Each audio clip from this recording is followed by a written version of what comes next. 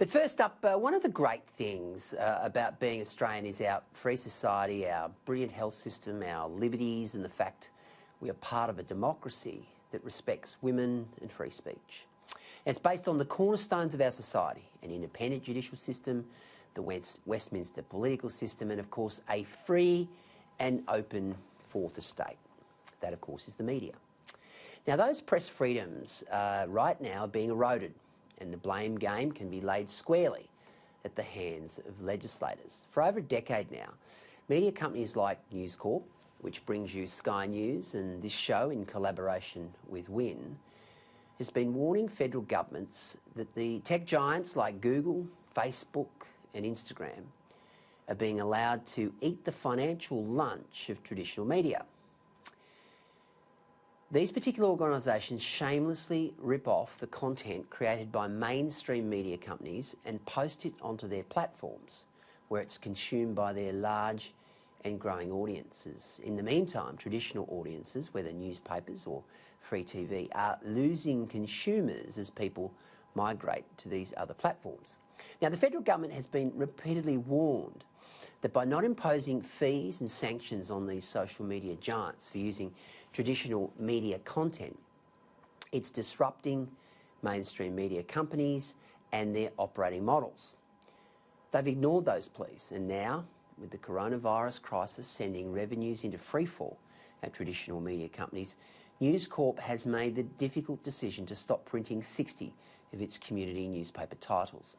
So that grassroots community journalism that's so much a part of our Australian way of life is ending, albeit it can now be accessed, the content, online. Other titles are going as well. The Sunraysia Daily closed after more than 100 years just last week. The Nine Network is flagging cuts of $266 million to its operating model, already having cut local news services in most regional areas throughout the country.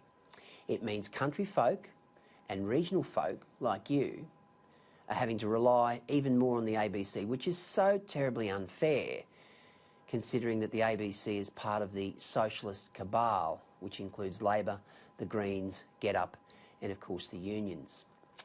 As News Corp boss Michael Miller said today is a sad day for Australian media. The sad day we face today may well have been avoided if some obvious and progressive decisions had been made. These platforms, unlike us, have no commitment to local communities. They employ no journalists, they create no content, face almost no regulation and pay virtually no tax, while they make unheard of profits by taking other people's content. The question is tonight, why has government after government allowed piracy and profiteering to happen, leaving Australian communities worse off? Now, the Morrison government's got a lot on its plate right now. I accept that. But when things settle down, the first thing it must do is change the law to protect homegrown media. We can't allow local content creators in this country to die.